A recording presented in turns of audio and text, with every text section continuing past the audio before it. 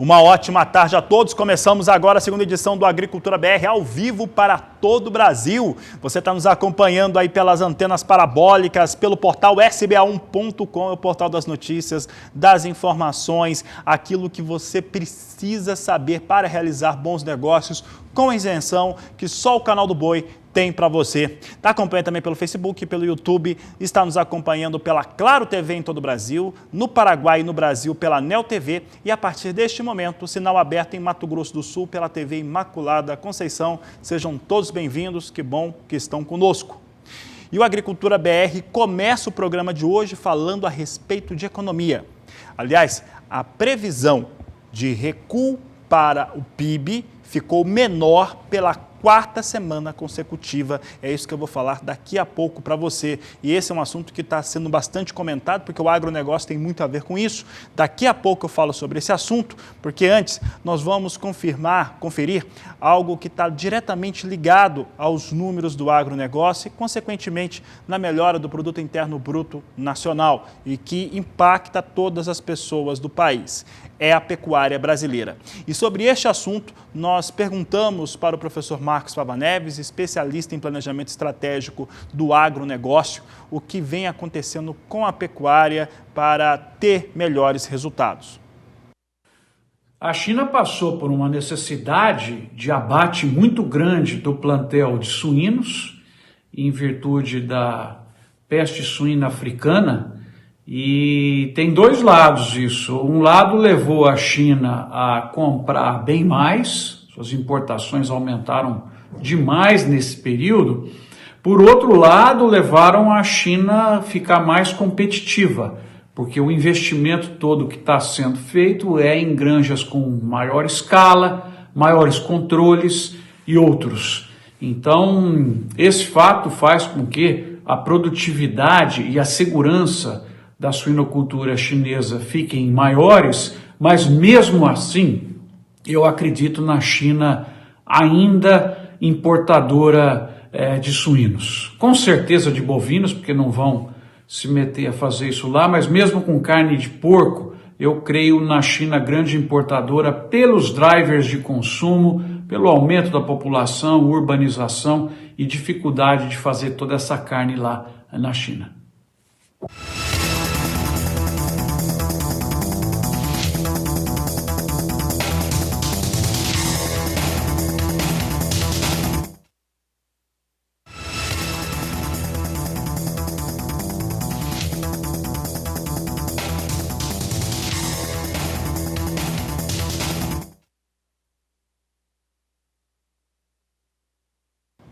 Trago alguns números da economia brasileira agora. Toda segunda-feira, tradicionalmente, o Banco Central Brasileiro divulga os seus números relacionados à pesquisa Focus, que é uma situação no qual se consulta os especialistas e representantes das 100 principais instituições financeiras do país para se ter um termômetro. Eu vou abordar apenas um dado em relação ao PIB brasileiro.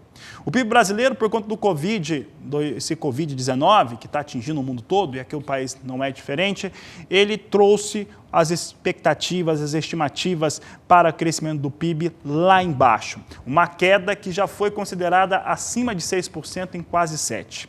Acontece o seguinte, meus amigos, agora o número é de 5,77% de recuo para o Produto Interno Bruto. Pela quarta semana consecutiva, há recuo para essa estimativa de queda no PIB. Os números são ideais? Não são. Está se enfrentando uma pandemia. Mas isso mostra que foi precificado de uma maneira muito forte o Covid-19 sobre a economia brasileira e só dessa precificação, essa pressão em relação à negatividade, que acaba, claro, trazendo impactos na economia também, nos investimentos. As pessoas que iam fazer investimentos deixam de fazer, adiam. É claro que isso traz uma preposição, não é uma questão de torcida, é uma questão de obviedade. Se tem um momento no qual está todo mundo acreditando que vai dar errado, as pessoas investem menos, óbvio. Só que pela quarta semana consecutiva, essa estimativa de redução é menor. E isso mostra a força do trabalho de cada cidadão brasileiro e principalmente do agronegócio, que eu vou falar agora. Só para fazer uma observação, em 2021, os mesmos especialistas acreditam numa alta de 3,5% para o PIB do Brasil, com Covid ou sem Covid. E aí, sobre essa melhora em relação ao PIB em 2020 e principalmente essa alta para o PIB em 2021, ela tem a ver com o agronegócio. Você que acompanha diariamente o Agricultura BR deve ter visto já o professor Marcos Fava Neves falando sobre alguns temas importantes e esses temas mostram a importância do agronegócio não só para a economia, mas também para o aspecto humano no Brasil. O que nós mostramos e estamos demonstrando diariamente aqui no canal do Boi? O agronegócio ele é fundamental não só para o desenvolvimento financeiro e econômico das cidades, mas também social. É onde se gera emprego, é onde se gera trabalho, é onde se gera renda. E sob esses aspectos, o agronegócio, o setor, tem feito o seu papel, mesmo com pouco apoio, às vezes, de instituições que deveriam apoiar não só pela questão da nacionalidade, mas também por quem trabalha no país e faz ele continuar crescendo.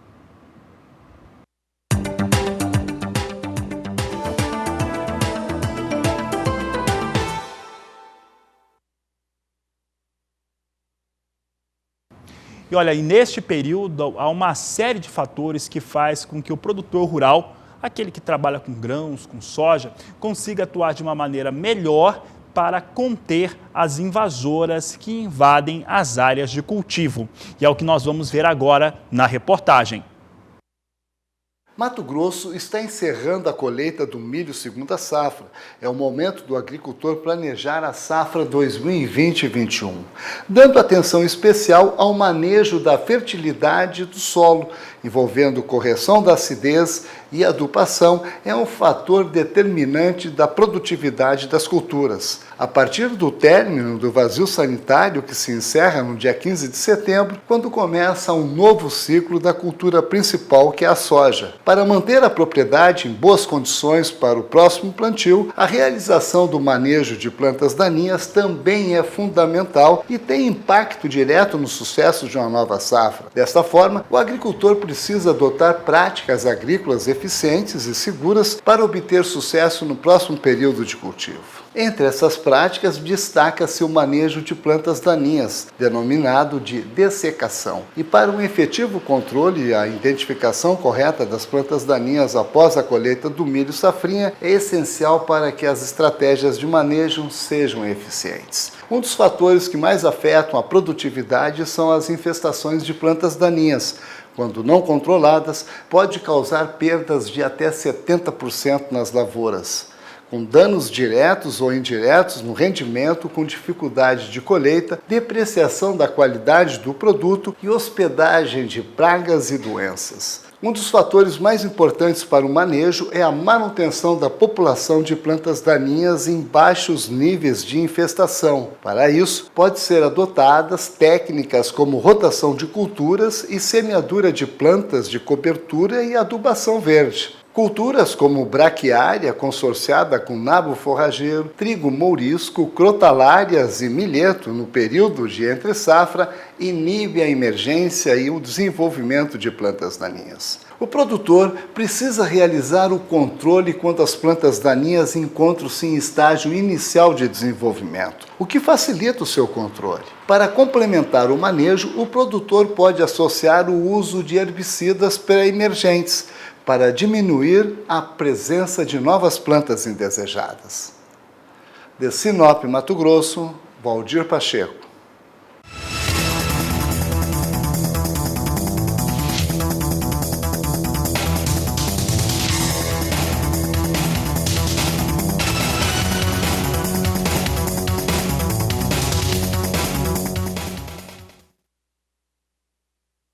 E as importações de soja realizadas pela China bateram recorde no mês de junho. É o que informa a alfândega chinesa, ou informou neste último domingo, trazendo números realmente muito expressivos, principalmente de compras de soja do Brasil. Olha, teve ali um número que chega a quase que a totalidade de tudo que os chineses importaram no mês de junho, e é o que a Agricultura BR mostra agora para você, pode colocar na tela. Nós temos aqui números que mostram a realidade de importação chinesa e o total que foi importado. Então vou trazendo aqui os números para você que está nos acompanhando, são do governo da China, Administração Geral das Alfândegas, importação de soja no Brasil. A última coluna que a gente colocou o total do que foi importado.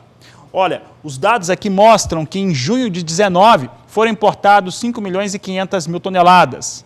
Em maio deste ano, 8.860.000 toneladas. Do Brasil, os chineses compraram 10.510.000 toneladas, de um total de 11.160.000 toneladas. Para se ter uma ideia, a alta entre junho de 19 e junho de 2020 é de 91% sobre os números. Em relação de maio para junho, chega a 18,6%. E é praticamente tudo, apenas 660.000 toneladas de soja os chineses compraram de outros originadores. No caso, os Estados Unidos, 267.000 toneladas. Portanto, uma compra muito forte que deve seguir dessa maneira nos próximos meses, já que o layout do line-up dos portos é de entrega seguindo bastante expressiva de soja do Brasil lá na China. Já que eu falei de Estados Unidos e falei de China também, hoje teve aquelas comunicações avulsas do Departamento de Agricultura dos Estados Unidos, que comunicou um total de 382.200 toneladas de soja que foram vendidas para 2 destinos. Foram 257 mil toneladas de soja vendida para o México e 132 mil vendidas para os chineses. Portanto, o volume aí somado a uns 387 mil toneladas de soja comunicadas hoje pelos exportadores dos Estados Unidos, mostrando que a demanda por soja segue bastante elevada junto aos Estados Unidos, que tem conseguido vender, já que não tem soja no Brasil. E já que eu falei de soja nos Estados Unidos e as vendas avulsas deles, vamos saber agora como é que vem soja sendo negociada na Bolsa de Chicago. É o que você acompanha comigo agora em tela. Nós temos aqui estabilidade para os valores e negócios. Nós temos a posição de agosto a $9,05 por bushel. Setembro, $8,98 por bushel. Novembro, $8,99. E janeiro, $9,04 mais 6 por bushel. São os negócios que eu destaco agora com soja na Bolsa de Chicago. Vamos saber do dólar, então? Dólar comercial, hoje nós tínhamos logo cedo o dólar caindo, recuando. Veja que ele continua nessa batida, recuo de 0,69% a R$ 5,17 mais um para a moeda norte-americana. É o que a Agricultura BR vai mostrando para você. Dólar em queda, é claro que isso vai trazer uma representação também dos números negociados com soja nos portos mais baixos. Fundamento hoje para a soja no Brasil está muito mais ligado ao dólar e a algum prêmio que possa ter do que a soja em Chicago. E é o que eu mostro agora. Você acompanha comigo como é que vem as posições em Paranaguá e Santos para a soja. É entrega no mês de agosto. Na data de hoje, R$ 114,00 a saca de 60 quilos da soja, de acordo com os números apurados pela Grãos Corretora, que nos traz diariamente as informações aqui no Agricultura BR. E olha, daqui a pouco no Agricultura BR você vai ver informações a respeito do que vem acontecendo com o mercado do milho, principalmente a colheita do milho segundo a safra. Está mais atrasado, você vai saber como é que estão os dados e muito mais também a respeito do cenário internacional. Eu vou para o intervalo e volto já.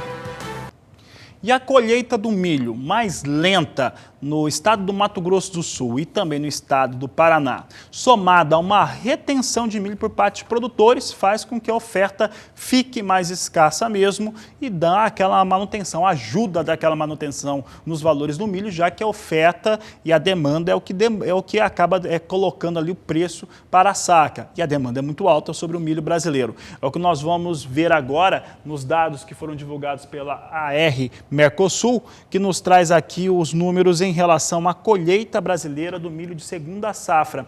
Observe que em 2020, para a data que nós temos agora, vem com 55%. Ano passado era muito mais acelerado. É claro que foi cultivada também mais cedo a safra de milho, 70%, enquanto que em 2018 estava em 60%. A RC Mercosul observa que o motivo para a lentidão recente dos trabalhos no campo em Mato Grosso do Sul e Paraná, onde o ciclo do milho foi postergado para um plantio tardio e a colheita postergou com a chegada de chuvas inesperadas, que acabaram acontecendo, mas ajudaram um pouco também no desenvolvimento, mas principalmente em relação ao atraso para a colheita do milho da campanha 19/20 em segunda safra.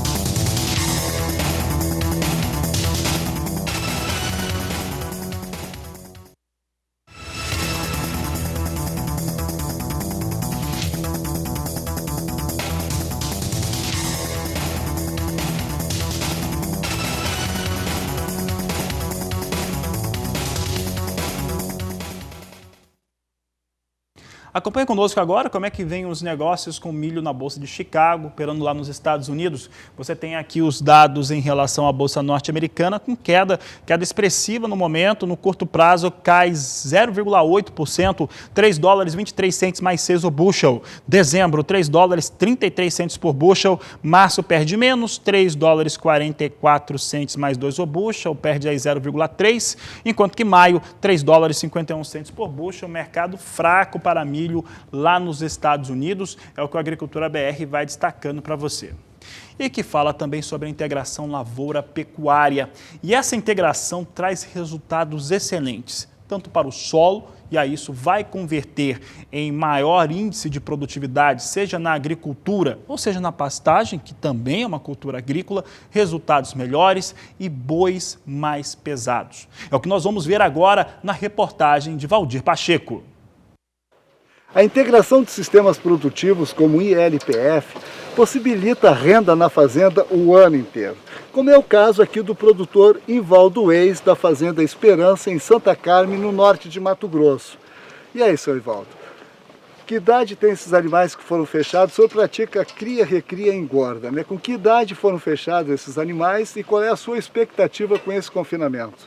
Bom, esses animais dessa primeira baia aqui, da primeira, segunda e terceira baia, tem em torno de 22 meses hoje, são carimbo 9 e 10 de 2018. Então eles vão ser abatidos lá com 23, 24 meses. Espero aí chegar nas 22, 23 arrobas, essa cabeceira aqui. Os animais das baias mais profundas são animais mais jovens, então foram fechados animais com 14 meses.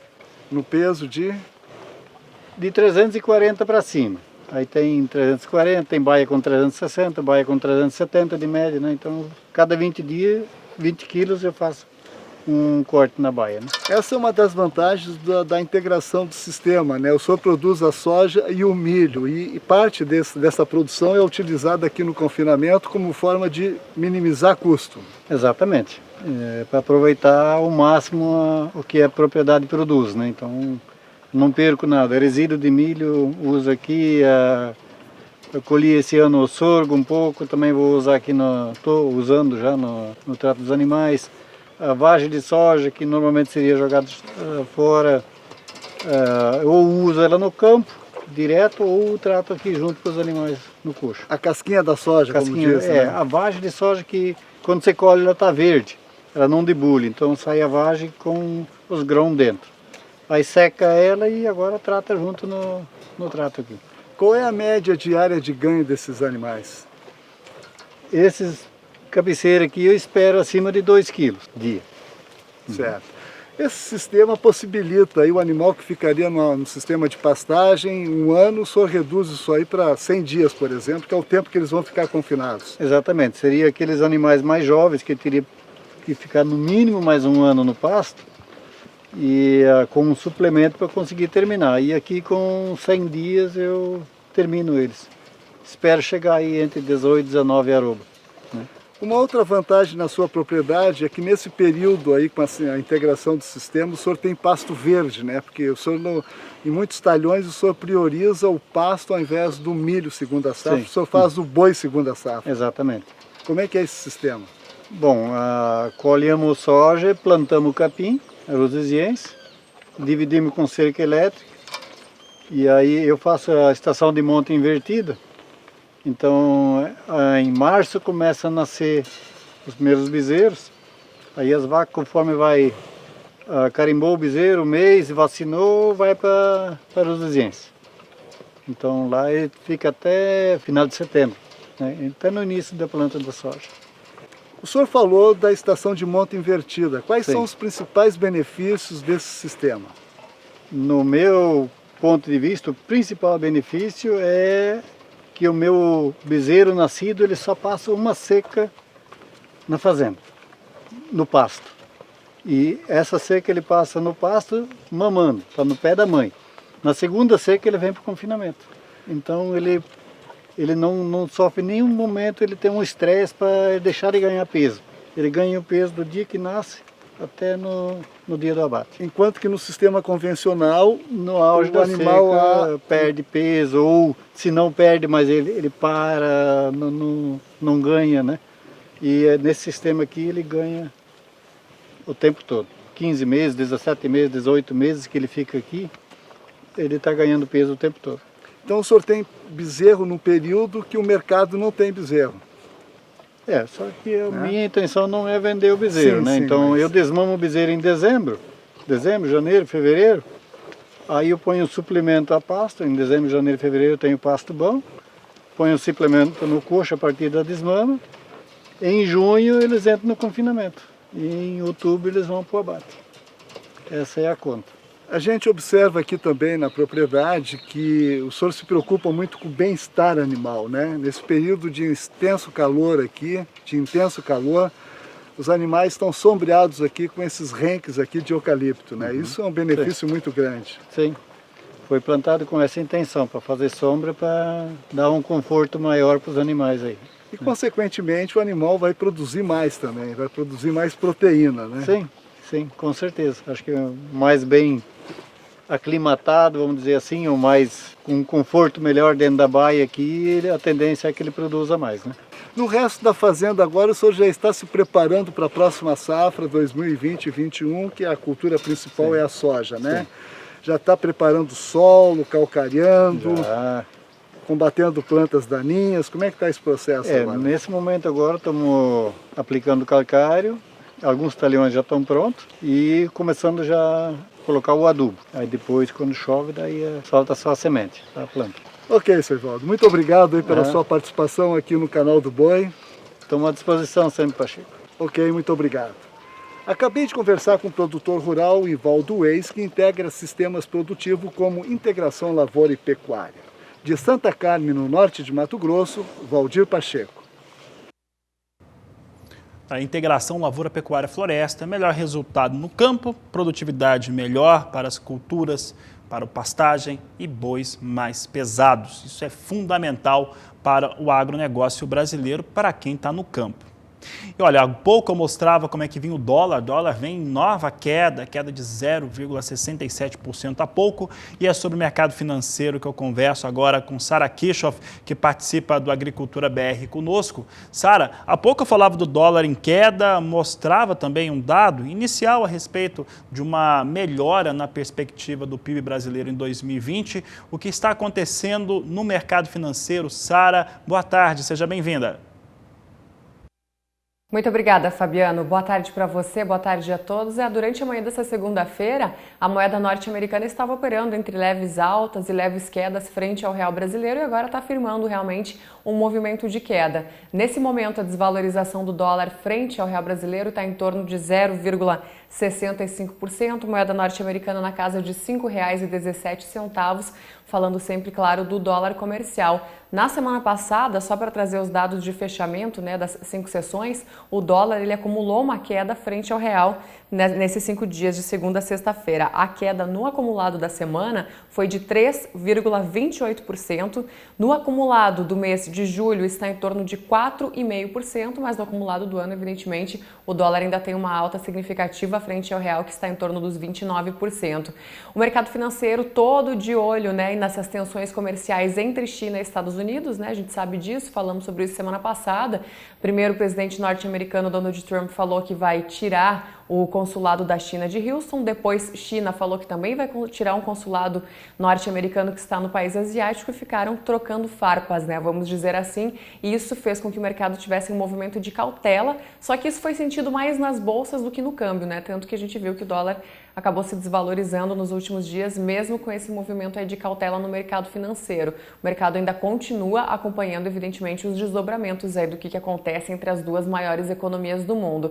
Mas tem outra coisa que está no radar também dos investidores, que é a reunião do Federal Reserve. O Banco Central norte-americano está marcada para acontecer amanhã e terminar na quarta-feira. Evidentemente, todo mundo espera por mais um pacote de estímulos na maior economia do mundo, considerando o aumento no número de casos de coronavírus lá nos Estados Unidos. Então, evidentemente que esses pacotes que trazem estímulo para a economia, eles sempre são vistos com bons olhos aí pelo mercado financeiro. O mercado reage positivamente. Foi o que aconteceu na Europa na semana passada e outras vezes também, como a gente bem sabe. E você citou um dado importante também e que diz respeito aqui ao cenário interno, né? O Banco Central, por meio das 100 instituições financeiras que são ouvidas semanalmente, trouxe uma perspectiva um pouco melhor em relação ao produto interno bruto para esse ano. Então, mais uma vez, os economistas mostram que a queda do PIB deverá ser menor do que aqueles 6,5% que foi a pior estimativa apontada até agora. Claro que o cenário ainda aponta para uma queda do PIB, né, a soma de todos os bens e serviços do país, mas esses números eles vêm sendo atenuados aí nas últimas semanas dentro do relatório Focus do Banco Central e também por parte de várias entidades. Nesse momento, então, o dólar firmando uma queda frente ao real, como já falamos, e o Ibovespa, principal índice da Bolsa de Valores de São Paulo, hoje ele recupera o patamar dos 104 mil pontos. Nesse momento, Ibovespa tem uma alta de 1,73%, está em 104.148 pontos. As bolsas na China também fecharam a segunda-feira com números mais altos, um cenário um pouco mais otimista também em relação aos estímulos nas economias. Então, todos esses fatos estão no radar essa semana, uma semana bem movimentada, que também tem a divulgação de balanços por parte de várias empresas listadas na B3. Isso também deve mostrar aí o tom no mercado dessa semana, uma semana bem movimentada, como eu disse. Daqui a pouquinho eu volto com mais informações aqui do estúdio da Bolsa Brasileira de Mercadorias. Fabiano, é com você. E o assunto agora no Agricultura BR é café. Vamos falar um pouco a respeito de mercado, como é que vem as operações, principalmente agora começando com o café arábica. Já está aqui comigo a operação lá na Bolsa de Nova York, plataforma Ice Futures. Posição de setembro a $1,10 mais 25 a libra peso. Dezembro, $1,13 mais 20. Março, vindo com $1,15 mais 15 a libra peso. Maio, $1,16 mais 15 a libra peso. Hoje, mercado em alta, mas ressalto que nós temos o dólar em queda e isso acaba trazendo um equilíbrio para os valores aqui no Brasil. Você vai ver agora nas cotações de mercado.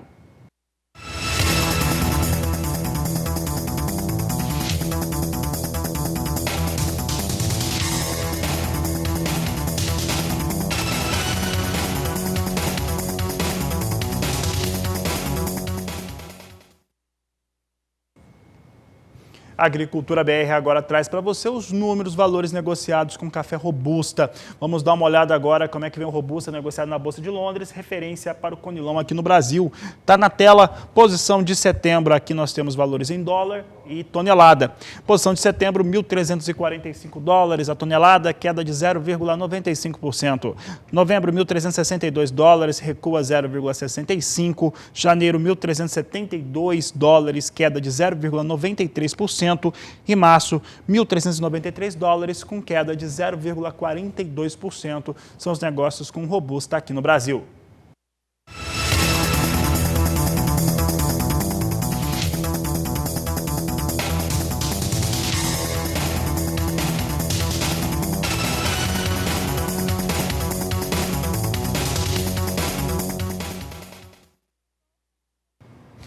E vamos falar agora de agronegócio da região centro-oeste do país e também no valor bruto de produção.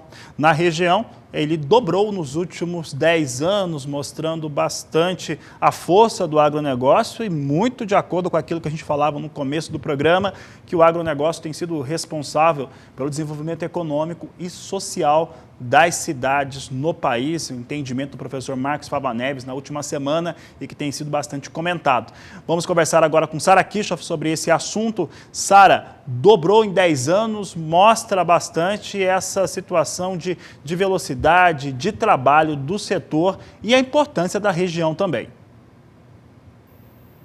Sem dúvida, né, Fabiano? Se for pensar que há poucas décadas a gente era importador de alimentos e hoje nós somos exportadores de tanta coisa, realmente é impressionante. E hoje, então, o destaque, como você bem colocou, é a região centro-oeste do país, que ela deve alcançar esse ano o maior valor bruto da produção agropecuária da sua história, confirmando, então, essa condição de locomotiva no campo. Destaque principalmente para safras recordes de soja e de milho nessa região e também para a pecuária, o maior rebanho aí do Brasil. Os dados, eles são do Ministério da Agricultura e Pecuária do Brasil, do MAPA, né, e foram compilados pelo Valor. E eles mostram, então, que o valor bruto da produção nessa região do país, puxado principalmente pelos grãos, incluindo aí 21 produtos, ele deve somar um total de 168 bilhões e 400 milhões de reais esse ano. Esse número, ele representa um aumento de 17,5% na comparação ao ano passado. E se a gente for fazer essa comparação que você falou, né, dos últimos 10 anos, vamos puxar lá o resultado de 2011, o aumento é de quase 100%, como você disse, 92,5%, ou seja, 81 bilhões de reais a mais é muita coisa. O aumento representa, então, uma alta de 66% do valor bruto da produção das lavouras de toda a região do país na última década. E aí a gente está falando, né, só para deixar bem claro, dos estados de Mato Grosso, Goiás, Mato Grosso do Sul e também Distrito Federal. De acordo com as projeções do Ministério da Agricultura e Pecuária, o valor bruto da produção nacional deve atingir 480 bilhões de reais esse ano, uma alta de 11,5% na comparação com o ano passado e de 34,3% na comparação com também esse ano de 2011. Valores deflacionados, evidentemente, pelo IGPDI da FGV Fundação Getúlio Vargas do mês de junho. Como eu falei no início, soja e milho lideram esse avanço no valor bruto da produção agrícola no Centro-Oeste e a colheita de soja na região somou quase 59 milhões de toneladas da safra 2019-2020, de acordo com os dados da Conab, Companhia Nacional de Abastecimento. Esse volume ele é 12% maior do que na temporada anterior, 2018-2019, e 73% superior àquele ciclo de 2010-2011. E a pecuária também é um grande destaque na região, o jornal também traz isso e fala, né, que a pecuária por lá responde a 66% da alta do valor bruto da produção das lavouras do país. Então, realmente, números bem impressionantes e mostram essa pujança do agronegócio nacional, da agropecuária nacional, né? E antes de devolver o sinal aí para você, eu queria fazer um destaque para um telespectador nosso muito assíduo do canal do Boi, que sempre nos escreve. O nome dele é Edson Salles Pereira, ele fala de Laurentino, em Santa Catarina, e ele mandou uma mensagem muito bacana para a gente no fim de semana. Ele falou que ele fez o fechamento final das vendas de soja dele, alcançando 80% da safra, o preço final de R$ 104,56 a saca, o melhor valor que ele já conseguiu, e ele atribui tudo isso ao canal do Boi. Então, agradecer a toda a equipe sempre por estar passando as informações diárias em relação ao preço de soja, falando de dólar também, e todas essas informações de mercado que fazem a diferença para quem está lá no campo, e tá aí o Edson Salles para provar isso. Então, Edson, um abraço para você, devolvo o sinal para você agora, Fabiano. E por aqui falamos de trigo a partir de agora. E olha só, no Rio Grande do Sul, as chuvas que ocorreram e o frio que agora parece que está voltando, não trouxe nenhum tipo de perda para as áreas de produção. É o que nós vamos conferir agora na reportagem. O trigo é o principal cultivo de inverno no Rio Grande do Sul, juntamente com Santa Catarina e o Paraná, e representam 88% da área da produção total do produto no Brasil. Nos últimos 4 anos, a área cultivada se manteve praticamente estável. Para 2020, o cenário, segundo os técnicos, está favorável ao cultivo do trigo. Na parte central do Rio Grande do Sul, A Emater Regional da cidade de Ijuí atende produtores que representam 30% da produção do estado.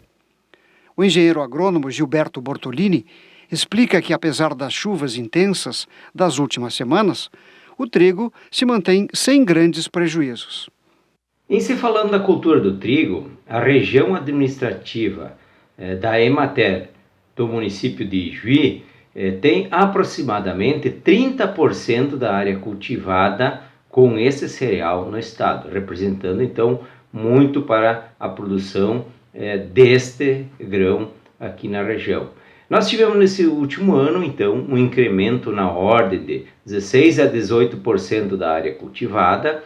Em relação ao ano passado, nós tivemos um estabelecimento inicial da cultura bem melhor, ou seja, a emergência foi mais uniforme, apesar de termos uns períodos um pouco úmidos para o plantio, mas estamos com a lavoura melhor implantada que o ano passado.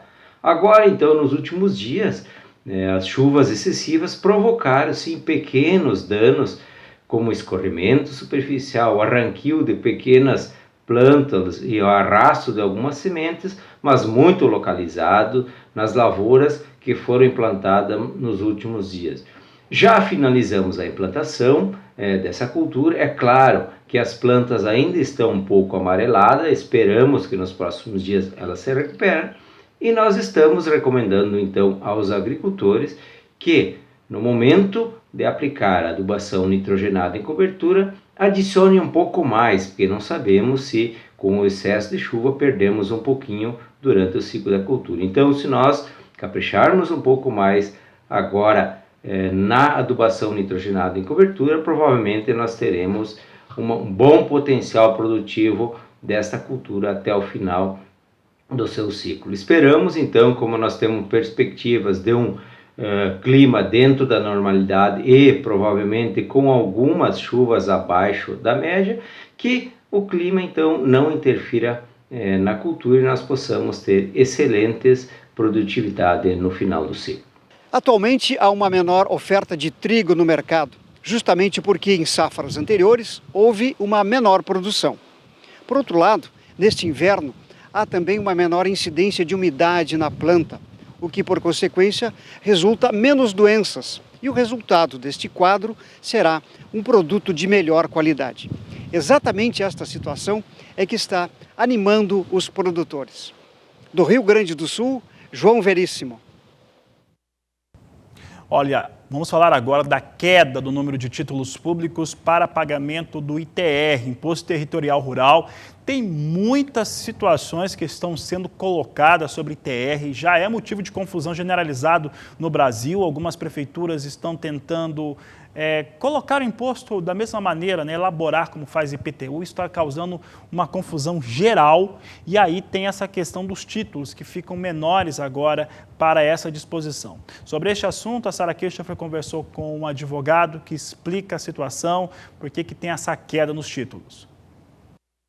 Falo pela internet, então, com Francisco Bueno, ele que é ex-presidente, também ex-diretor jurídico da Sociedade Rural Brasileira, aqui pertinho da gente no centro de São Paulo. Hoje continua sendo conselheiro da Rural e é também o sócio do escritório Bueno e Mesquita Advogados. Francisco, primeiramente, seja muito bem-vindo ao canal do Boi. E você traz um levantamento que a queda deverá ser muito expressiva na oferta de títulos públicos para abater os impostos esse ano. De quanto que deverá ser essa queda? Mais uma vez, bem-vindo ao canal do Boi. Muito obrigado. Bom, em primeiro lugar, é importante dizer que o pagamento de ITR, a utilização de TDAs, né, títulos da dívida agrária, para pagamento de uma parte do ITR, sempre foi um planejamento tributário importante na redução desse imposto que vem aumentando de importância no perfil de custos do proprietário rural. Uhum. Infelizmente ou não, vem havendo uma mudança na emissão desses títulos já há algum tempo, pela mudança do programa de reforma agrária, que era da onde esses títulos são originados, né, da indenização de imóveis para a reforma agrária. E o que a gente viu é que esses títulos que têm uma remuneração fixada por lei de 6% mais ATR, que eram desvinculados da taxa de mercado, agora se tornaram atrativos para outros usos também no mercado financeiro. Isso tem gerado um encarecimento dos títulos e uma escassez para esse fim específico do ITR. E de quanto que vocês imaginam que no meio desse cenário deve ser então a queda da oferta dos títulos públicos, né, dentro desses termos? O que a gente já tem visto, o ano passado já houve uma queda considerável. Esse ano a gente acha que vai ser uma escassez quase plena, uma redução de 60%, 70% na oferta desses títulos. Como você comentou, né, isso veio por meio de uma decisão do governo e com certeza, se isso foi observado no ano passado, esse ano, mais essa queda expressiva de 60%, sem dúvida nenhuma é uma tendência também para os próximos anos, né? Como é que deve ficar esse cenário aí para 2021 e daí para frente? Acho que o principal cenário que vale a pena trazer para o telespectador é de uma importância maior de aprofundar a discussão sobre o imposto, né? Essa era uma solução que você tinha para reduzir esse encargo que vem crescendo a partir especialmente do movimento de municipalização do ITR e de aumento da fiscalização.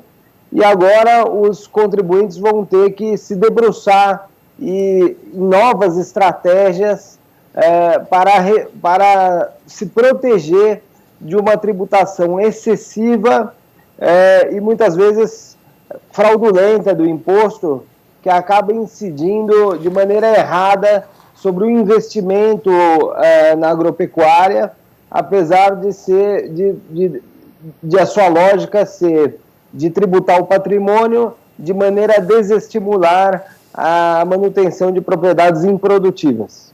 Quais são os principais cuidados, então, que o produtor e também que as empresas precisam ter nesse momento? Acho que o principal cuidado é com a definição dos valores de terra nua. A gente sabe que muitos municípios vêm trabalhando em oferecer à Receita Federal parâmetros para fiscalização do valor da terra nua. Muitas vezes esses parâmetros vêm dissociados de critérios técnicos e especialmente dissociados do próprio conceito de terra nua, que contempla de uma maneira que busca separar o valor da terra, o intrínseco da terra, e dos valores dos investimentos realizados pelo produtor, seja na construção de benfeitorias, seja na constituição de culturas perenes ou anuais. É importante que o produtor se atente a isso para que o imposto não incida sobre as benfeitorias e culturas e que o valor da terra nua seja calculado adequadamente, de maneira a não onerar o investimento produtivo, porque não é essa a função do ITR. A função do ITR é buscar desestimular a manutenção de propriedades improdutivas e não simplesmente se tornar um ônus pesado sobre o patrimônio do produtor.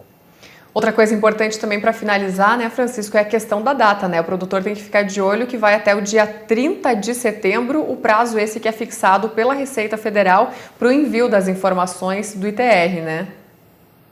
Perfeito. Diferentemente do que aconteceu com relação ao imposto de renda, que em virtude da pandemia foram prorrogados os prazos de entrega, a gente, pelo que vem acompanhando até o momento, esses prazos não devem ser prorrogados com relação ao ITR. Então, 30 de setembro provavelmente será o prazo final de entrega, e o quanto antes o produtor puder buscar melhores informações, buscar se inteirar com assessores especializados, sem dúvida ele terá um custo menor e um risco menor de futuras glosas ou lançamentos de ofício, o que muitas vezes tem custado mais caro que o próprio imposto ou até mesmo que o próprio imóvel. Tá certo, Francisco. Muito obrigada pelas suas informações aí, sem dúvida são muito importantes para quem está nos assistindo nesse momento. Obrigada pelas contribuições e pela disponibilidade também. Muito obrigado a vocês, estamos às ordens. Obrigada, a gente vai ficando por aqui então. E voltamos com a programação em Campo Grande. É com vocês. Último sábado, como você sabe, foi o Dia do Agricultor ou Dia do Colono, como se fala no Rio Grande do Sul. Você vai ver agora uma reportagem que mostra como que a agroindústria tem conseguido apoiar esse produtor e como eles têm atuado no estado do Rio Grande do Sul, que você acompanha agora na reportagem de João Veríssimo.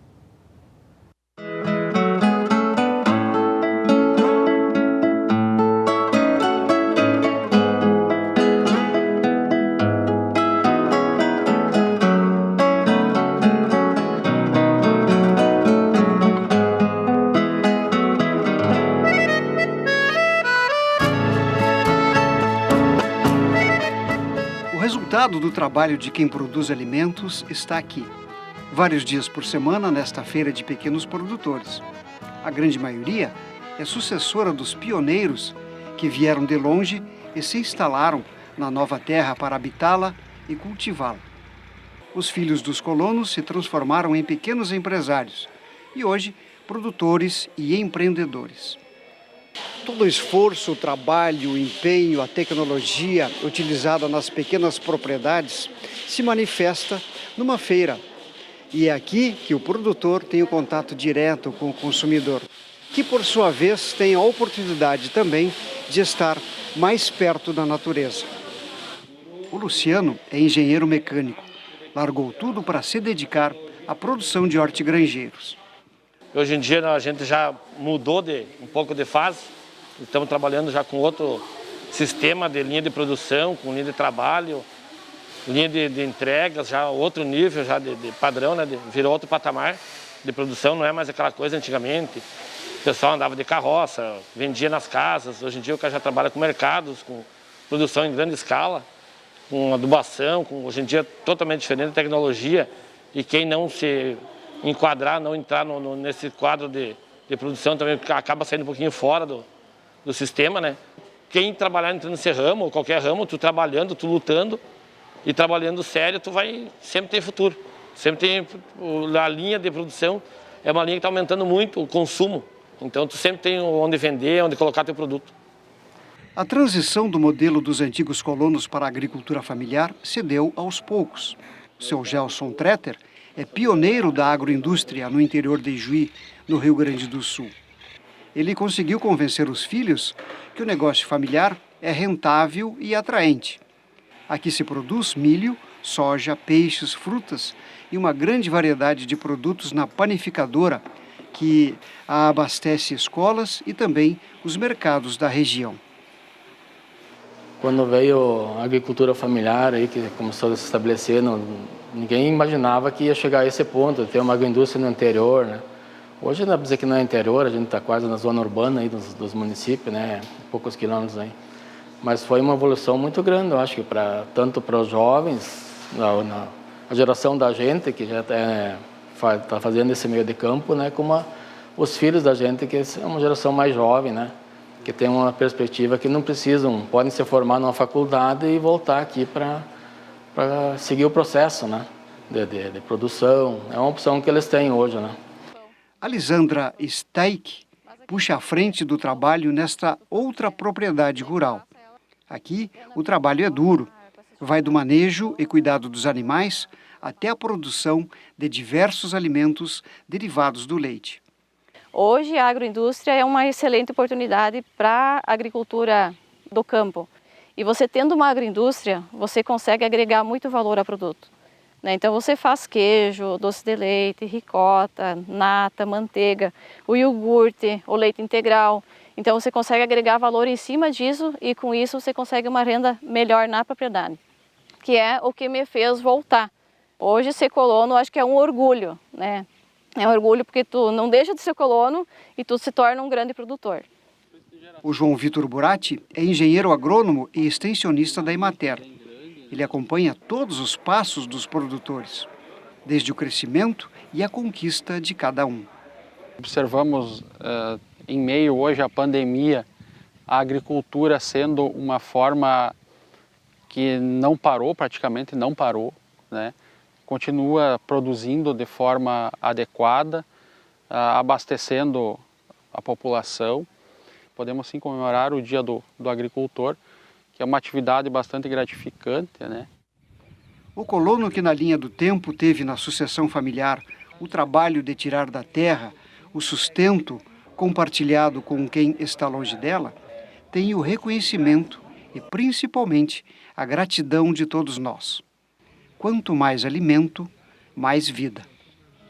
A todos os colonos, todos os produtores que tem a nível Ijuí, nível Brasil, parabenizar eles todos, eu também, pelo dia, pelo nosso dia. Feliz Dia do Agricultor!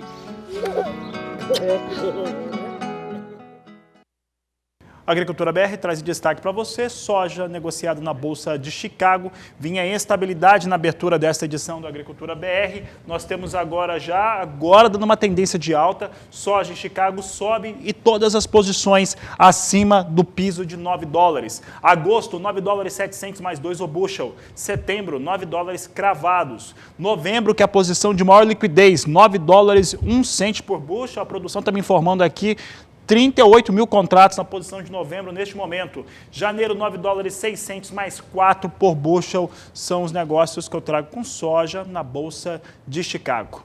E agora eu mostro como é que vem o dólar, porque o dólar vinha caindo na abertura do Agricultura BR, isso mexia com o preço da soja nos portos, continua caindo, mas a queda agora é um pouco menor, 0,40% de recuo, recuava 0,61% há pouco, negócios com dólar a R$ 5,18, mais 5 para a moeda norte-americana, operando abaixo de 5,19 de qualquer maneira. E agora eu falo a respeito da nossa agenda de bons negócios e as atrações do Canal do Boi. Para falar a respeito deste assunto, eu vou conversar com o Éder Campos ao vivo. Está no estúdio aqui do lado, no chamado Estúdio Azul, Éder, porque lá tudo é azul, então a gente chama de azul. E o Éder nos traz as informações do @play, essa inovação do Canal do Boi na pecuária brasileira. Éder Campos, boa tarde, seja bem-vindo. Obrigado, Fabiano Reis. Boa tarde a você, boa tarde aos amigos que nos acompanham nesse momento aí pelo Canal do Boi. Olha, a gente acompanhou agora há pouco o Otaciano Neto falando sobre inovação no agronegócio, mostrando as fazendas verticais. E o mundo vive, sim, um momento de inovação. E o Canal do Boi sempre foi inovador, foi o primeiro canal de televisão no mundo a transmitir leilões pela televisão e agora inova mais uma vez com a sua plataforma de leilões e negócios, né, uma plataforma pela internet, que é o @play. É uma facilidade para quem compra, para quem vende, para a leiloeira, porque agrega e aumenta a capacidade de atingir ou de alcançar ainda mais compradores e vendedores através dessa plataforma. Para ter uma ideia, neste fim de semana, nós transmitimos todos ou retransmitimos todos os leilões do Canal do Boi, da televisão, também pela nossa plataforma @play, que é uma ferramenta para quem quiser também utilizar somente o @play para vender ou comprar. Em especial para quem quer vender, pode também transmitir o seu leilão pelo @play, somente pela internet, mas utilizando o Canal do Boi, o Agrocanal, para fazer a divulgação dos animais que estarão à venda. Então, se o amigo quer vender, a leiloeira quer vender, transmitido pela internet, utilize a nossa plataforma @play, sendo que a divulgação dos animais e do leilão é feita pelo Canal do Boi e também pelo Agrocanal. Bom, a gente vai mostrar para vocês agora um lote de animais que está à venda nesse momento pela nossa plataforma @play.com. Veja aí. Grande oportunidade para você, pecuarista, lote com 208 bezerros de cruzamento industrial das raças Aberdeen, Angus e Braford. A era é de 8 a 10 meses, com peso médio de 230 quilos, animais de bom temperamento, fator que contribui para um excelente manejo, ganho de peso diário, bem-estar animal e resultado financeiro satisfatório. Esse cruzamento de raças entrega ao mercado cada vez mais exigente uma carne de muita qualidade, super precoce com marmoreio, suculência e maciez. Os animais estão na BR-163, quilômetro 463, na beira da pista, só asfalto, 10 quilômetros de Campo Grande, sentido Nova Alvorada do Sul. Não perca essa oportunidade para fazer um excelente negócio. Acesse a plataforma @play.com, faça seu cadastro e dê seu lance online agora. Mais informações, ligue 67 2107 8727 ou envie mensagem para o nosso WhatsApp 6799150.000. @Play, plataforma digital de leilões e negócios. Legal. Além do leilão, efetivamente, virtual ou de recinto, a transmissão do leilão, nós também colocamos animais que ficam ali no sistema timeout, no tempo de vendas, tá certo? Pode ficar uma semana, 15 dias, até a efetivação da venda. E os lances são ofertados online. Mais informações você pode acessar agora, né, o endereço está aí no seu vídeo, @play.com, ou ligar no 67 2107 8727 e também mandar mensagem para o WhatsApp 67 99150.000. Estes são os contatos do @Play, tá certo? Eu vou voltando com o Fabiano Reis, que dá sequência ao programa Agricultura BR, tá certo? Obrigado, Fabiano, abraço para você e até amanhã. Um abraço, Éder, para você. Obrigado pelo trabalho, trouxe as atrações. E com essas informações do @Play com o Éder Campos, eu vou encerrar essa edição do Agricultura BR por aqui. Nós voltamos logo mais às 16 horas na terceira edição, porque você já sabe, este é o Agricultura BR, a inteligência e a transparência do agronegócio, sempre com você. A todos uma excelente tarde e até mais.